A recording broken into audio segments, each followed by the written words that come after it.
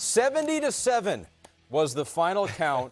A lot of numbers I could list right here, but let's just start with this one. 171 yards on 8 carries for Jeremiah Love. Continues to do it week in and week out. And now we talk about his Heisman odds. He said he wasn't getting the respect he deserves. Yeah. Well, that is changing now as they have gone up significantly. I think it's plus 600 right now, which is a huge jump from what it was just a couple weeks ago. When you watch him week in and week out, Chris, what do you think? Well, first off, I hate that the Heisman has become the quarterback award. I don't like that. He's the best player on the best offense in college football. I think if you put up his 10, 20 best plays against anybody in the sport, his highlight film would say, I'd say he would dominate everybody in that discussion, right?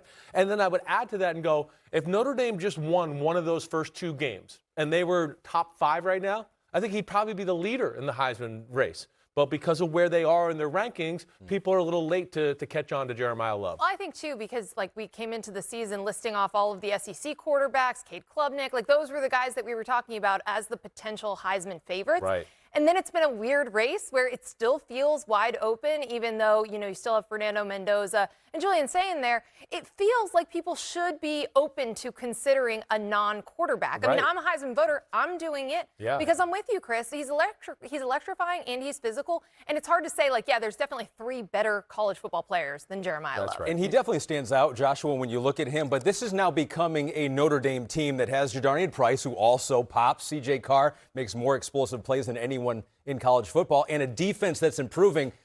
Do we have to start talking about Notre Dame not just a bubble playoff team, but like a team that actually can do some damage? I think we should have been already. We've watched it. We've watched the evolution of this team pretty closely throughout the year. And you mentioned all the different things that have gone well for them. Once they figured out that they should run the football, we saw that come alive. And then it allowed C.J. Carr to get some matchups in the back end because of one-on-one coverage that he was seeing. He can hit them accurately. But the biggest thing for me is the improvement on the defense. Stopping the run, they've been really good. Their ability, we saw it today, to take the football away and to stifle pass games. And now you start to spin it forward to the types of teams that they're going to see.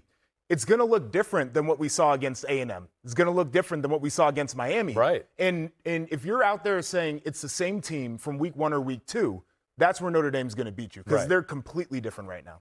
A lot of versatility on their football team. They can do it a lot of different ways. Josh was talking about the defense. They got sticky corners. We've seen ever since they've been healthy, it's hard to throw the ball on them. Offensively, you stop the run. C.J. Carr, those receivers, the tight end who's special as well, they'll beat you up in the pass game. You overplay the pass. We know that duo at running back will be special. We questioned their O-line a little bit early on in the year. That's all gotten better. Notre Dame is without question one of the 6 or 7 best teams in the sport. The only thing that's a question for me is if they got to kick a field goal to win. That's that's it. Or an extra point. An extra point. Right. But you're right. The completeness is, I think, what separates them from some of the other playoff teams. A lot of these teams have flaws, right? Like everyone in college football, except maybe Ohio State. Right. But a lot of them are defensive flaws. When you look at some of these SEC teams and their top contenders, Notre Dame feels like they've grown and emerged past that and might be more complete as a contender. Well, that's the thing. They've gotten better as the year has gone on, and one of those early games was against a Texas A&M team, which we think is one of the top 2 or 3 teams, maybe top 1 team